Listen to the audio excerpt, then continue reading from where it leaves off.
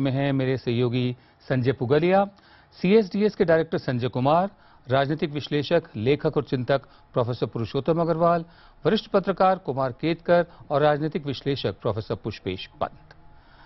आप सबका स्वागत है। पहले बात करते हैं पश्चिम बंगाल की। पश्चिम बंगाल की तस्वीर पर जाने से पहले आपको बता दें कि 42 लोकसभा सीटों के साथ तीसरा बड़ा राज्य है। इस बार तृणमूल कांग्रेस अकेली चुनाव मैदान में है। ममता को देश की तीसरी बड़ी पार्टी बनने का भरोसा है। ममता बनर्जी का अच्छा प्रदर्शन मोदी रथ को रोक भी सकता है। वहीं लेफ्ट फ्रंट के सामने पश्चिम बंगाल एक बहुत बड़ी चुनौती है। अब हम रुख करते हैं सर्वे के नतीजों का। सरकार के कामकाज की बात करें तो पश्चिम बंगाल में 38% लोग राज्य सरकार के काम से संतुष्ट दिखे, जबकि 17% लोग केंद्र सरकार के काम से संतुष्ट दिखे। पश्चिम बंगाल में वोटिंग का आधार क्या होगा? सर्वे में इस सवाल के जवाब में 40% लोगों ने कहा कि वो राज्य सरकार का काम देखकर वोट डालेंगे। 19% लोगों के लिए वोट का आधार केंद्र सरकार का काम होगा, जबकि 13% लोगों के लिए वोट का आधार केंद्र राज्य दोनों सरकारों का काम होगा। पश्चिम बंगाल के चुनावी मुद्दे क्या हैं? 19% लोगों के मुताबिक विकास चुनावी मुद्दा है। 11% लोगों के लिए महंगाई, 5% लोगों के लिए बेरोजगारी और 4% लोगों ने सड़कों की हालत को चुनावी मुद्दा बताया।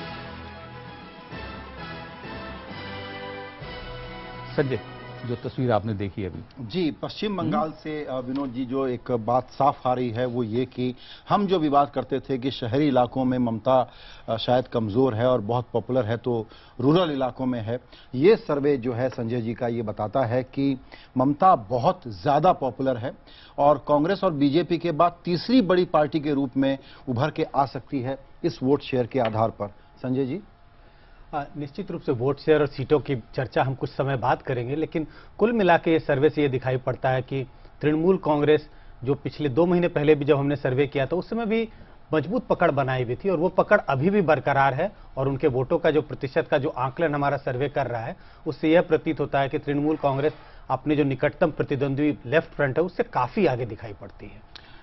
अग्रवाल साहब, आप हैरान हुए या आपको उम्मीद थी ऐसे ही सर्वे होगा? नहीं, मुझे उम्मीद तो नहीं थी, लेकिन मैं हैरान भी नहीं हूँ क्योंकि उसका कारण है। एक तो असल में मीडिया में क्या होता है कि कुछ डार्लिंग बन जाते हैं, कुछ वेपिंग बॉयज या वेपिंग गर्ल्स बन जाते हैं।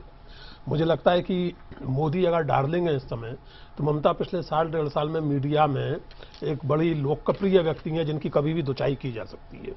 ग्राउंड रियलिटी वैसी ही हो ये जरूरी नहीं है, एक बात।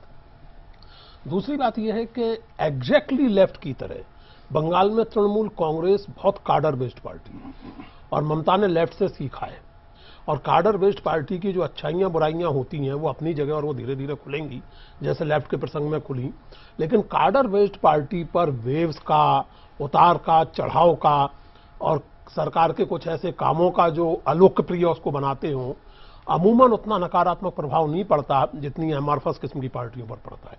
इसलिए ये देख करके मुझे बहुत ताज्जुब नहीं हुआ। हालांकि ममता बनर्जी के काम करने की शैली और कुछ उनकी चीजें ऐसी रही हैं जिनसे लगता था कि वो लोकप्रियता कुछ उनकी घटेगी, लेकिन लेकिन अग्रवाल साहब एक पूछता हूं, तृणमूल कांग्रेस का जो कार्डर है वो कार्डर और कम्युनिस्ट पार्टी का कार्डर इसमें बहुत फर्क है। जी बिल्कुल। कम्युनिस्ट पार्टी का जो कार्डर रहता है उनके स्टडी सर्कल्स रहते हैं, मोर्चाएं होती है, घोषणा पत्र होते हैं, कोई कोई ट्रेड यूनियंस और स्पेसिफिक इकोनॉमिक तरह की मांग रहती है और उनका जो कार्डर बनता है वो ट्रेड यूनियन फील्ड से, लैंडलेस लेबर के फ्रंट से, पेजेंट फ्रंट से, इस तरह बना जाता है। और वैसे भी कलकत्ता में या शहरों में सीपीएम का इतना जोर नहीं था, वर्किंग क्लास वहां होते हुए भी, लेकिन गांव में उनकी बहुत बड़ी ताकत जमे हुई थी। तृणमूल का जो कार्डर है वो जिसको लुम्पेन कहते हैं उस तरह का है।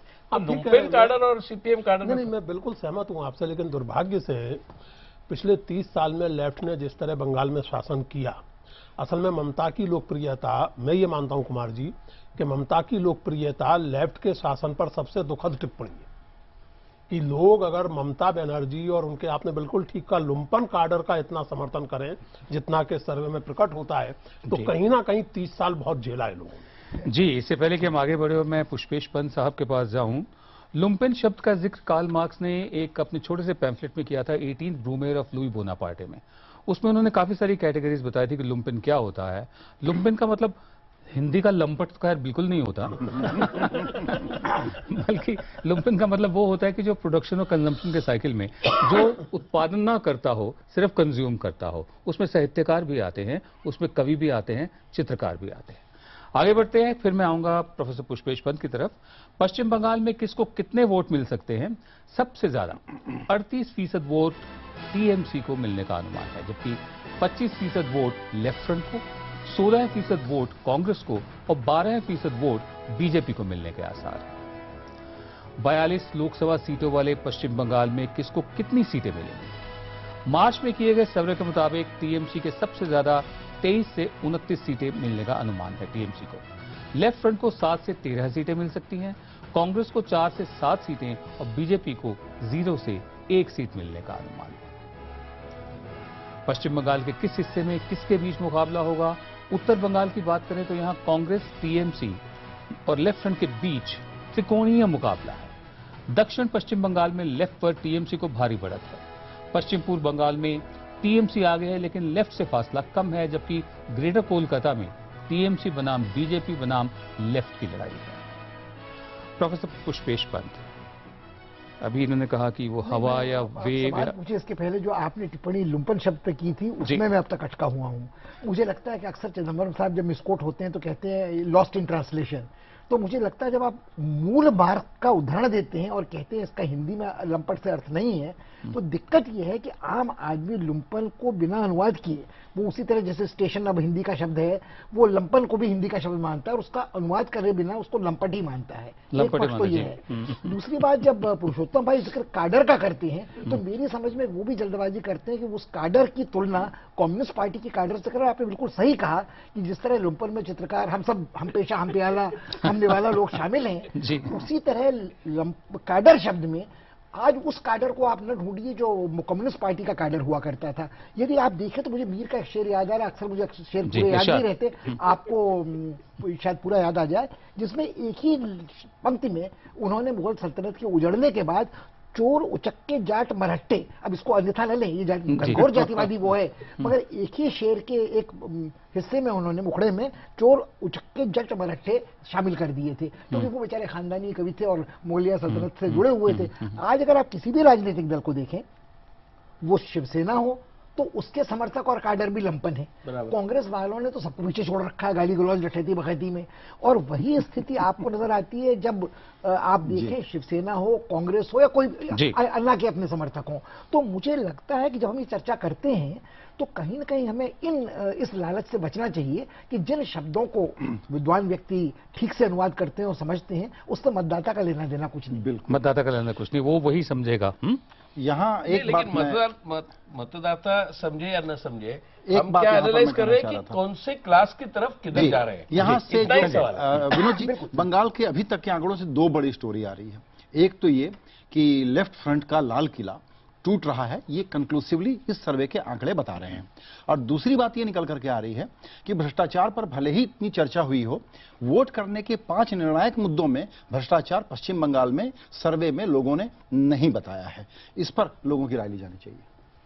इसमें एक चीज मैं और जोड़ दूं संजय जी, कि जहां युवा मतदाताओं, जैसे हम हर राज्य का जब विश्लेषण करेंगे तो ये पाएंगे कि युवा मतदाताओं की थोड़ा झुकाव बीजेपी की तरफ है, लेकिन ये एक ऐसा राज्य है जहां युवा मतदाता कांग्रेस की तरफ दिखाई पड़ता है। तो ये थोड़ा परिवर्तन दिखाई पड़ता है दूसरे राज्यों से।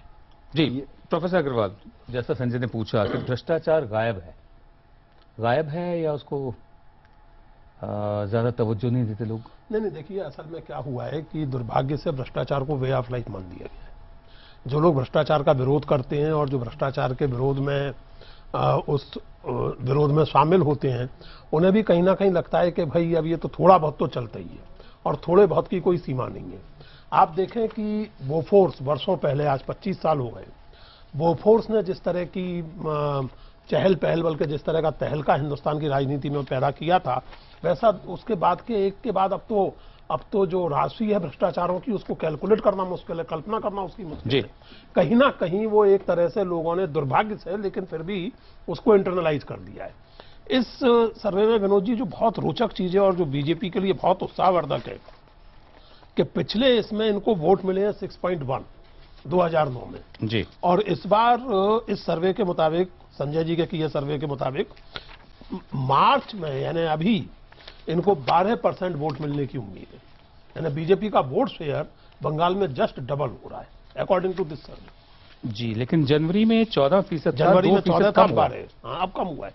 लेकिन अगर आप 2% कम हुआ। 2009 से इसकी तुलना करें जी। तो बीजेपी को एक्चुअल वोट 6.1 है इन आंकड़ों के मुताबिक, और इस सर्वे में उनको 12% वोट मिलने की उम्मीद है।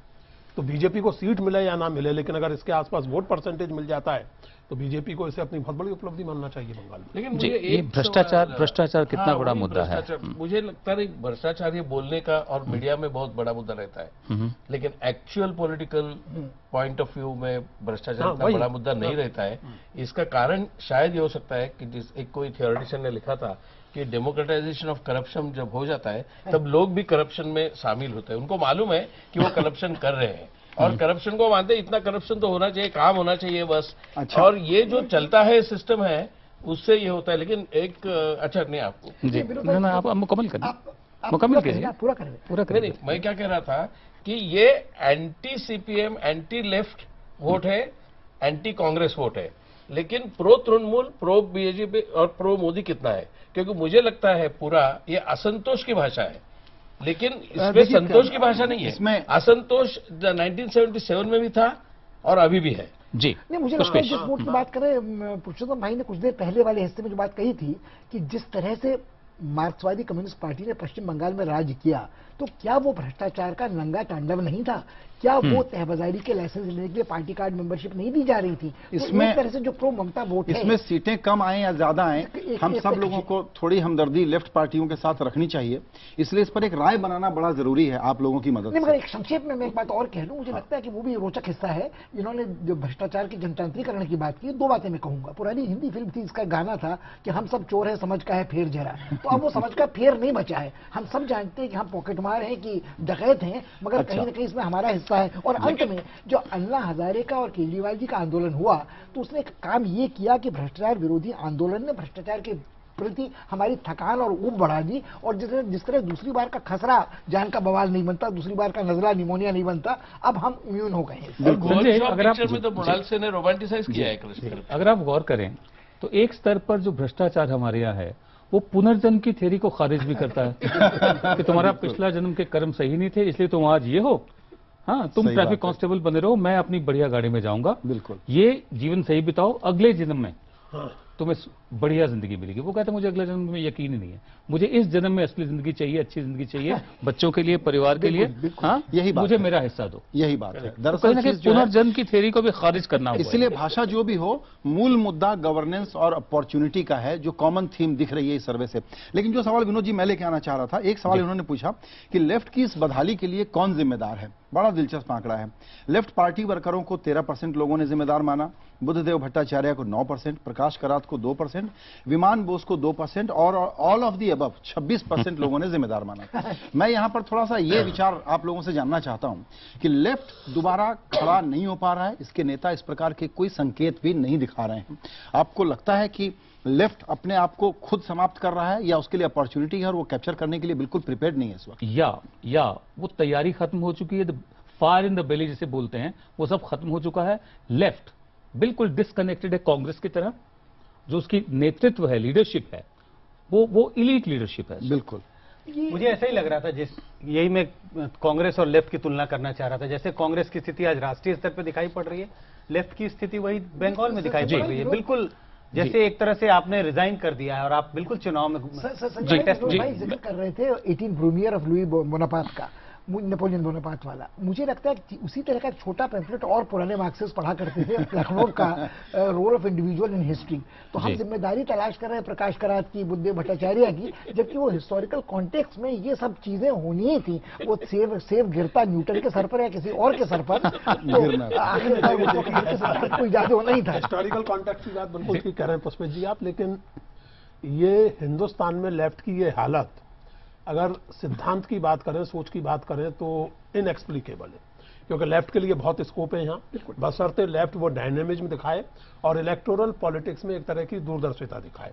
इंडिविजुअल की बात आपने की तो ये कितनी रोचक स्थिति है कि आप जयललिता के साथ फोटो खिंचाते हैं, घोषणा करते हैं कि जयललिता के साथ हमारी अंडरस्टैंडिंग हो गई है, सीट शेयरिंग मैं हो गई बिल्कुल यही कह रहा है, हूं, और सर। दूसरे दिन जयललिता अपनी ओर से घोषणा कर देती है कि नहीं। इस पॉलिटिक्स के लिए तो ये अजीब space- स्थिति नहीं, पुरुषोत्तम जी, जमीन यहाँ की तैयार है सर, वामपंथ के लिए। क्षमा कीजिएगा, बस एक छोटा सा सर, संक्षेप में, मगर जब आप विलायती हाइब्रिड बीज लाते हैं जो टर्मिनेटर होता है तो वो यहाँ फसल नहीं पैदा उसके अलावा करता। भी व्यक्ति की बात, आप कितने जी। समझदार हैं, आप कितनी चीजों जी को पुरुषोत्तम कितनी जी, दूर थोड़ा तक आगे देख बढ़ाते पाते हैं। जी जी जी। इसको चर्चा को आगे बढ़ाते हैं। वैसे मुझे अच्छी तरह याद है कि 70s में स्टूडेंट स्ट्रगल नाम की मैगजीन निकला करती थी स्टूडेंट फेडरेशन ऑफ इंडिया की तरफ से, और उस मैगजीन के हर एडिशन में कोई ना कहीं का जिक्र होता था कि कहाँ किसने शहादत दी, किस विद्यार्थी ने लेफ्ट के कॉज के लिए शहादत दी। मुझे नहीं मालूम कि अभी वो मैगजीन निकलती है नहीं निकलती। आगे बढ़ते हैं। पश्चिम बंगाल में कहाँ किसका दबदबा है। ग्रामीण इलाकों के 43% के लोग 43% टीएमसी को, जबकि 30% वोट लेफ्ट को मिलते दिख रहे हैं, 43 और 30। वहीं शहरी इलाकों में 54% वोट टीएमसी को और 21% वोट लेफ्ट को मिलने की संभावना है। आगे बढ़े। पश्चिम बंगाल में मुस्लिम वोट की बात करें तो सबसे ज्यादा 35% मुस्लिम वोट टीएमसी के खाते में जाता दिख रहा है। इसके बाद 28% कांग्रेस को, 25% लेफ्ट को, जबकि महज 5% मुस्लिम वोट बीजेपी को मिलने का अनुमान है। पश्चिम बंगाल की जनता किसे पीएम बनते देखना चाहती है? इस सवाल के जवाब में 15% लोग नरेंद्र मोदी के पक्ष में दिखे, जबकि 12% लोग ममता बनर्जी और राहुल गांधी के साथ थे। बतौर प्रधानमंत्री ममता बनर्जी कैसी रहेंगी, इस पर 38% वोटरों ने कहा कि ममता अच्छी पीएम साबित होगी, जबकि 28% की राय में वो खराब पीएम साबित होंगी। लेकिन 67% टीएमसी वोटरों ने माना कि ममता अच्छी पीएम साबित होंगी, जबकि 11% टीएमसी वोटरों ने इससे इत्तेफाक नहीं रखा। क्या ममता बनर्जी बन सकती हैं प्रधानमंत्री? 25% वोटर मानते हैं कि ममता पीएम बन सकती हैं, जबकि 30% वोटर ऐसा नहीं मानते। लेकिन जब यही सवाल टीएमसी वोटरों से पूछा गया तो 43% ने कहा कि ममता पीएम बन सकती हैं, जबकि 17% टीएमसी वोटरों ने कहा कि इसके आसार नहीं। हाँ जी संजय, आप कुछ कह रहे थे। यहां पर मैं ये कहना चाह रहा था लेफ्ट वाली बात पे, और लास्ट कमेंट करेंगे क्योंकि नए आंकड़े आ गए हैं, उस पर चर्चा करेंगे। वो ये कि लेफ्ट पॉलिटिक्स के लिए स्पेस है, बिल्कुल है, और इसको कैप्चर नहीं कर पाने के लिए मौजूदा लीडरशिप कंप्लीट फ्लॉप है। जी वही जो उन्होंने कहा, हाइब्रिड विदेशी बीज अगर आप डालेंगे देसी अब आपने जमीन में। बात कही तो एक बात मैं भी कह लूं, पुष्पेश जी जेएनयू के हैं, मैं जेएनयू का हूं। वहाँ हमारे जमाने में मुहावरा था, वो बातचीत में और बड़े सिंसियरली हम लोग फील करते थे और कहते थे कि revolution is round the corner. अब वो कॉर्नर कॉरिडोर में बदल चुका है। मैं आपको बताऊं, हमारे टाइम पे हम साथ के ही हैं, आप थोड़ा सा मुझसे सीनियर होंगे, आप जूनियर होंगे मुझे लगता जी। है। मैं दिल्ली विश्वविद्यालय में था। उस जमाने में अगर किसी मिरांडा हाउस की लड़की को रोमांस भी करना हो तो उसके लिए कम्युनिस्ट मैनिफेस्टो के पहले 7 पेजेस आने जरूरी है। बिल्कुल, वाह, वाह, वाह, वाह, बहुत जरूरी है। Revolution revolution is round the corner. Revolution and romance. अच्छा, इसमें जो अभी इन आंकड़ों पे, जिन आंकड़ों को अभी विनोद दुआ जी ने प्रस्तुत किया, मुझे लगा एक दो चीजें मैं ऐड जी, करना जी। चाहता था। ये जो मुस्लिम मतदाताओं का हमने रुझान देखा, अभी भी बड़ी संख्या में वो तृणमूल कांग्रेस के साथ हैं। लेकिन अगर हम पिछले चुनाव से तुलना करें, जब तृणमूल कांग्रेस ने कांग्रेस के साथ गठबंधन किया था, उससे तृणमूल कांग्रेस को नुकसान दिखाई पड़ता। अगर कांग्रेस के साथ उनका गठबंधन होता तो यही एक तबका है जिसमें तृणमूल कांग्रेस को मुसलमानों का वोट और ज्यादा मिलता और शायद इससे उनको कुछ फायदा होता है। जहां तक शहरी मतदाताओं का सवाल है तो उसमें बहुत आश्चर्यजनक बात नहीं है। जब पिछली बार जब उन्होंने तृणमूल लेफ्ट फ्रंट की सरकार को उखाड़ फेंका तो उस समय भी ग्रामीण इलाकों में लेफ्ट फिर भी होल्ड कर पाई थी, लेकिन शहरी इलाकों में ही सबसे ज्यादा झटका लगा था। तो मुझे लगता है जो हमारी उम्मीद थी कि शहरी इलाकों में ममता बनर्जी की पॉपुलैरिटी गिरेगी, वो गिरती भी नहीं दिखाई पड़ती, वो अभी होल्ड कर रही है अपनी पॉपुलैरिटी शहरों में। इसमें मैं ये जोड़ना चाहता हूं और उस पर आप लोगों का कमेंट चाहिए हमको सर। वो ये कि ममता बनर्जी के बारे में हम लोग बहुत डिबेट करते हैं, पहली बात। दूसरी बात, सारे राज्यों में आमतौर पर यह आया है कि नरेंद्र मोदी के बाद मोस्ट पॉपुलर पीएम चॉइस के तौर पर किसी और राष्ट्रीय नेता का नाम, पश्चिम बंगाल में ममता बनर्जी का नाम आ रहा है। उनकी पॉपुलैरिटी अभी इतनी इंटैक्ट है, शायद तीसरी सबसे बड़ी पार्टी बनकर के आएंगी। और जिस तरह के तुनक मिजाज हैं, और अगर ये एनडीए स्कीम ऑफ थिंग्स की सरकार बनती है या कोई भी सरकार बनती है, उसमें उनकी बड़ी भूमिका होगी या नहीं। लेकिन मध्य प्रदेश में चौहान साहब का नाम आया था प्रधानमंत्री के लिए, बंगाल में ममता आ गया। ममता एक रीजनल पार्टी है, चौहान साहब की बीजेपी वो भी रीजनल पार्टी है मध्य प्रदेश की। संजय ने जो सवाल उठाया बहुत महत्वपूर्ण सवाल है कि इलेक्शंस के बाद अगर एनडीए की सरकार बनती दिखाई देती हो तो क्या ममता बनर्जी का उसमें कोई रोल होगा? पुष्पेश, इतिहास हमारे पास है। नहीं, इतिहास गवाह है तो बहुत अच्छा लगता है सुनने में, मगर मुझे लगता नहीं विनोद भाई कि ममता का कोई रोल अब होगा। ममता का जो रोल होगा वो निर्णायक नहीं होगा। उसे आप ब्लोवर की हवा कहें, सुनामी कहें, कोई नाम दें, हम लोग पसंद करें न करें, बल्कि संजय तो हिमायत कर रहे हैं कि हम लोगों की हमदर्दी वामपंथियों के साथ होनी चाहिए, मगर हमदर्दी में जो दर्द शब्द है इस वक्त तो दिल में वही करवट ले रहा है। तो वो ममता हो या कोई तीसरे मोर्चे का मुखर नेता, मुझे लगता है कि हकीकत का तकाजा कड़वी सच का ये है कि उनकी भूमिका कोई विशेष होती मुझे नजर नहीं आ रही। ये देखिए, आप ठीक कह रहे हैं, लेकिन ये सारे सर्वे जाहिर है कि मार्च के दूसरे सप्ताह तक या तीसरे सप्ताह तक हो गए होंगे। 18 से लेकर 26 यानी बहुत नवीनतम सर्वे है ये। और अगर इस सर्वे में 4 दिन पुराना है, हाँ 4 दिन पुराना, वोट प्रोजेक्शन वगैरह अगर इस तरह का बनता है, तब भी मुझे लगता है कि एनडीए को अगर बहुत अच्छी सीटें भी मिले, बहुत अच्छा वो भी मिले, तब भी अपने बूते पूरी तरह अपने बूते वो सरकार बना लेंगे, ऐसा तो है नहीं। तो निर्णायक हो या ना हो, लेकिन ममता की, जयललिता की, इन लोगों की भूमिका तो होगी, भूमिका तो होगी, और वो भूमिका निर्णायक भी हो सकती है, डिपेंड करता है। मेरा हाथ अभी भी निर्णायक शब्द नहीं, देखिए वाजपेयी जी की सरकार में जयललिता की भूमिका निर्णायक हो गई थी। हम इन्होंने निर्णायक शब्द का इस्तेमाल किया, हम संभावना शब्द का इस्तेमाल करते हैं कि एनडीए की सरकार बनने की सूरत में ममता बनर्जी एक खास रोल अदा कर सकती हैं, इसकी संभावना है।